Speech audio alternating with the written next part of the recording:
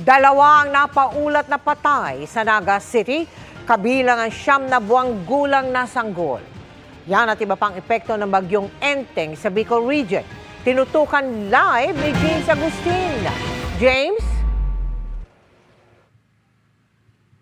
Mel, kabilang itong barangay Mabolo kung nasaan ako ngayon sa mga barangay dito sa Naga City na may pagbaha pa rin hanggang sa mga oras na ito. Kanina lang ay sinailalim na sa state of calamity ang buong lungsod, 2 nga ang kumpirmadong patay. Malaking bahagi ng Naga City sa Camarines Sur ang nalubog sa baha, dulot ng ulang dala ng bagyong Enteng. 16 sa 27 barangay sa lungsod ang nakaranas ng pagbaha. Kabilang dyan sa lugar ni Nedsel na umabot hanggang bewang ang taas ng tubig. Nagulat nga po kami kasi po ilan baha naman po dito, hindi naman katulad dati. Ngayon po talagang napakabilis po talaga. Halos po mahigit isang kalahating oras, saka talaga tumaas agad yung tubig. Ang bahay ni Aling Erlinda, lubog din sa tubig ang unang palapat. Apektado maging kanyang kabuhayan. 4 na oras halos lang tumaas ang tubig. Kaya sabi nga namin masyadong mabilis, kaya akala namin hanggang umaga pa yung ulan. Wala na kaming tatayo ang hindi nakapaghanap buhay. Nagtitinda po ako diyan ng almusal sa umaga. Ayon sa lokal na pamahalaan, ngayon lang nila ulit naranasan ang ganitong kalalang pagbaha sa nakalipas sa 3 dekada. Ang malakas na buhos ng ulan sinabayan daw ng high tide. Napakalaki talaga yung volume ng tubig na ibinaba. Around 250 millimeters po na ordinarily, according to our local weather forecaster, ay nangyayari ito o pwedeng mangyari sa loob ng 1 hanggang 2 buwan.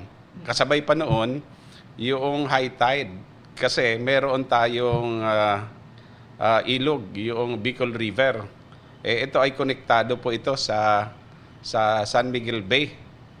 At may panahon po na mataas yung level ng tubig. Kinumpirma rin ng LDRMO na 2 nasawi dahil sa bagyo, 1 nakuryenteng lalaki at 1 na buwang gulang na sanggol na babae. Yung nakuryente habang nag-aantay sila ng evacuation, ang nangyari kasi madilim na meron pa rin kuryente at binabaha no, taas na yung tubig. So yung isa naman, bata po ito na ganon din, binabaha na yung sa kanila. Para ang kwento ng barangay officials, nahulog siya sa kama na hindi na malaya ng mga magulang. Dahil sa pagbaha, isinailalim na sa state of calamity ang Naga City. Sa barangay Balagbag sa bayan ng Milaor, lubog sa tubig ang unang palapag ng ilang bahay. Abot sa dibdib ang taas ng baha na sinusuong ni Mang Hil. Mabilis, mas ganitong ulan lang, mataas tulos ang tubig. Kahapon lang nag-ulan. Ngayon na umaga, ang dami na baga. Yung kami sa taas na nakalaw-tulog na. Lahat ng gamit, may nandun na sa taas. Bangka naman ang ginagamit ng pamilya ni Renato. Lubog din sa bahay, hindi lang ang kanyang bahay, maging ang palayan. Sa amin yan, pinapagawa ko pa lang yan. Ngayon ko pa wala nga nagagamit yan dahil talagang pinasiguro na talaga pag-service pagbaba lang. Rumaragas ang baha at malakas na hangin naman ang bumulabog sa mga residente ng bayan ng Pio Duran sa Albay.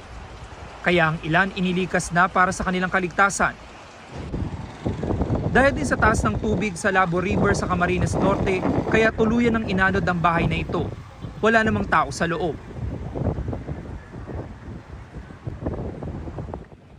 Samantala, Mel, nakatakdang magtungo rito sa Camarines Sur ang GMA Kapuso Foundation bukas, maging sa Northern Samar para magbigay tulong sa mga kababayan nating naapektuhan ng pagbaha. Yan muna yung latest mula rito sa Naga City, Camarines Sur. Balik sa iyo, Mel. Maraming salamat sa iyo, James Agustin.